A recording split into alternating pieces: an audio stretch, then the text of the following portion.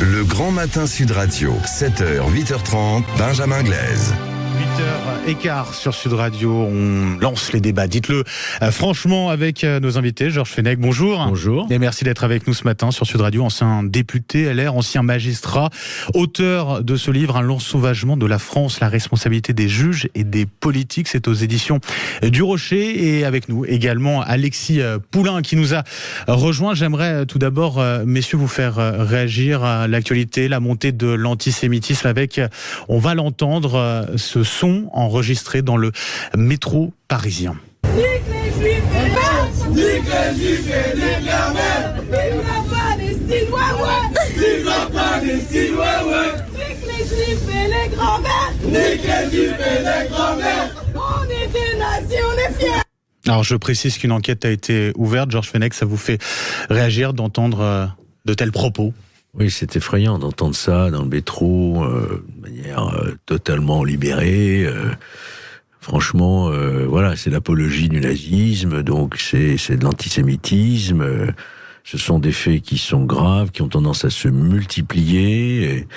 Et le préfet, comme vous le savez, a saisi évidemment le parquet qui actuellement étudie la qualification de ces faits, qui, de mon point de vue, peuvent tomber sous la qualification d'apologie, de la haine, notamment, de l'antisémitisme. Je ne doute pas que ces individus, ces jeunes individus soient identifiés, jugés et condamnés comme il se doit. Alexis Poulain, vous avez entendu aussi cette séquence qui vous a particulièrement marqué, Alexis? Oui, bah c'était aussi le thème de mon édito ce matin, c'est de voir comment l'atmosphère devient extrêmement inquiétante et irrespirable, que ce soit pour l'antisémitisme débridé, mais aussi certains propos racistes qui touche toutes des communautés entières, et on se demande comment arriver à calmer, à éviter le pire, parce que il y a eu les étoiles de David taguées dans Paris, il y a ces propos ignobles dans le métro, il y a des paroles qu'on entend. J'ai pas été très fan du sketch et de la blague de Guillaume Meurice sur France Inter. Tout ça fait qu'il y a un climat dégoûtant où on a l'impression que c'est la haine qui est en train de tout emporter, parce que et évidemment, après le 7 octobre, on a beaucoup joué sur le registre des sentiments, parce que c'est ce que ça touche en fait, hein, cette corde-là. Un pogrom, c'est quelque chose qui marque, qui fait mal, qui rappelle les pires heures de l'Europe, et voir qu'on retombe très facilement là-dedans, c'est extrêmement inquiétant. Avec très peu de garde-fous finalement, malgré les lois, retrouver tous ces jeunes là dans le métro, et puis ensuite qu'est-ce qu'ils vont avoir comme peine finalement, est-ce qu'ils vont comprendre ce qu'ils ont fait, c'est ça vraiment, cette parole débridée où on a l'impression que tout est possible parce que c'est l'émotion, c'est la haine, et c'est un camp contre un autre. Il faudrait pas que ça continue longtemps, parce que le pire est à venir malheureusement si ça continue. Georges Fenech, quand vous entendez ces propos, vous dites quoi? Il y a un problème clairement d'éducation là-dessus, sur ces jeunes, une forme d'impunité? Non, je crois que, au-delà du problème d'éducation, bien sûr, on constate qu'à chaque fois qu'il y a un événement international de ce type dans le Proche-Orient, ça s'importe quelque part chez nous. Ce que je déplore, c'est aussi une prise de parole de certains responsables politiques qui libèrent aussi d'autres paroles. Vous voyez ce que je veux dire? D'une partie de la gauche, d'une partie de l'ultra-gauche, je dirais, qui, de manière irresponsable, disent, par exemple, le Hamas c'est un mouvement de résistants, etc., en minimisant les actes de barbarie, de terrorisme qui ont été commis le 7 octobre. Et donc ça diffuse, si vous voulez, ça diffuse dans certains quartiers, ça diffuse dans la tête de certains jeunes, et on en arrive aujourd'hui à des situations comme celle-ci, parce que quand on commence par des paroles de haine, après les mots, il peut y avoir des actes aussi, Et on ne peut pas sous-estimer ce risque que nous soyons à nouveau frappés par des individus qui veulent évidemment en découdre avec des juifs et les stigmatiser, quoi. On entendait à l'instant Alexis Poulain, son inquiétude. Est-ce que vous partagez cette inquiétude? Est-ce que le pire est à craindre quand on parle justement de cette montée de l'antisémitisme? Évidemment qu'il faut rester extrêmement vigilant, ne rien laisser passer, que ce soit à l'école, dans les transports publics, dans les rues, toutes ces dégradations que l'on voit actuellement avec ces étoiles de David. Il ne faut rien laisser passer parce que ça peut aller vite. Ça peut aller vite et le conflit qui va durer, on va voir de plus en plus d'images, on va voir de plus en plus de choses terribles, comme on dit, des dégâts collatéraux. C'est quand même des enfants aussi qui meurent actuellement, des enfants palestiniens. Donc il va y avoir une opinion qui va s'exacerber, un conflit qui va prendre sans doute sur le plan régional une autre dimension, c'est ce qu'on peut craindre, et donc une importation chez nous aussi de ces affrontements. Vous restez avec nous, Georges Fenech, Alexis Poulain, on poursuit les débats dans un instant, dites-le. Franchement, on parlera notamment de cette manifestation, de ce rassemblement prévu ce soir à Paris, autorisé, manifestation pour la paix et en soutien aux Palestiniens. À tout de suite sur Sud Radio. Le Grand Matin Sud Radio, 7h, 8h30, Benjamin Glaise. 8h25 sur Sud Radio, dites-le franchement. Tout de suite on retrouve Georges Fenech, ancien député LR, ancien magistrat, auteur de L'Ensauvagement de la France, la responsabilité des juges et des politiques aux éditions de Rocher. Avec nous également Alexis Poulain. Alexis, tout d'abord un mot sur ce rassemblement qui a été autorisé finalement ce soir à Paris, soutien aux Palestiniens. Vous nous disiez tout à l'heure dans votre édito, c'est une bonne nouvelle selon vous?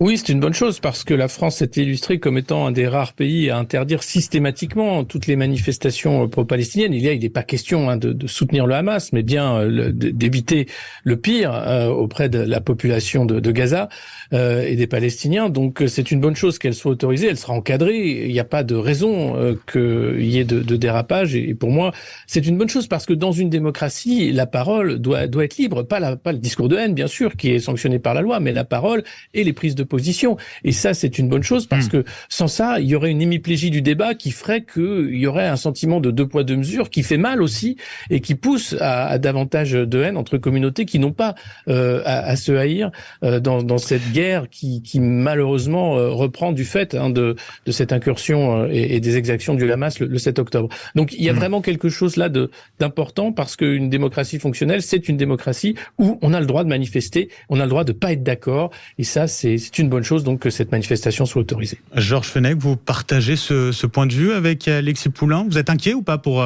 ce soir? Non, je partage ce point de vue. Je pense qu'il faut effectivement laisser les manifestations se dérouler dans la mesure où on connaît d'abord les organisateurs, les partis politiques. Donc il n'y a pas de raison. C'est un grand principe de pouvoir manifester. Ce que je ne souhaite pas, évidemment, c'est de réentendre ce que nous avons entendu dans précédentes manifestations, Israël assassin, Macron complice, qui sont aussi une manière d'exacerber les tensions dans notre pays.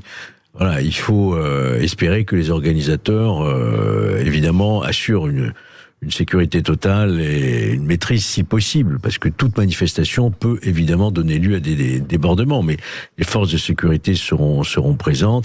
Et je crois que le ministre et le préfet ont bien fait d'autoriser cette manifestation. J'aimerais qu'on termine sur la situation au Proche-Orient avec le risque d'escalade régionale. Hassan Nasrallah, le chef du Hezbollah, doit prendre la parole demain avec tout un teasing. On l'a vu des vidéos pour annoncer cette date. Cette prise de parole. Alexis Poulain, en un mot, le risque, il est de plus en plus clair d'avoir ce deuxième front du côté du Liban? Liban et Cisjordanie, oui, le risque c'est évidemment l'entrée du Hezbollah par le Liban. Il y a aussi quelques milices irakiennes qui sont déjà sur le terrain. Du côté syrien aussi, ça bouge. Il y a eu des incursions de l'armée de l'air israélienne. Il y a vraiment un risque d'escalade du fait, bien sûr, de l'Iran et des pays limitrophes. Aujourd'hui, l'Iran est plutôt dans la posture, dans des déclarations fortes, mais pas dans l'entrée en guerre officielle et heureusement. Mais si c'était le cas, il y a déjà des navires américains qui sont postés dans la région, des troupes spéciales également. Ce serait l'escalade assurée et là, on ne sait pas jusqu'où ça pourrait aller. Donc, c'est à craindre encore une fois. Mais je crois que l'armée israélienne surveille de très près maintenant la frontière libanaise et la frontière syrienne. Georges Fenech, c'est pas anodin que le chef du Hezbollah prenne la parole. Est-ce que on est là sur position, des postures, des déclarations à venir, ou est-ce qu'il faut vraiment s'en inquiéter ? Il faut s'en inquiéter. Vous savez, Nasrallah ne prend pas la parole très souvent, hein. C'est très très rare même. Donc il a annoncé une prise de parole pour vendredi. Nous allons bien voir ce qu'il va dire, mais je crois que le monde entier est suspendu à l'évolution de ce conflit. Il ne s'agit pas d'une guerre mondiale, mais le monde est impacté, d'une certaine manière, est impacté, et on peut évidemment toujours redouter une escalade dans cette région. Elle a déjà eu lieu par le passé. Le Hezbollah, c'est quand même autre chose que le Hamas. Hein. Je crois que c'est 100 000 hommes, c'est une véritable armée. Derrière, vous avez les moyens de l'Iran, bien entendu. Oui. Mais est-ce que le Hezbollah prendra le risque d'une intervention alors qu'on connaît la situation tragique que traverse le Liban, notamment sur le plan économique, ce qui ne ferait qu'aggraver cette situation déjà dramatique? J'espère que non.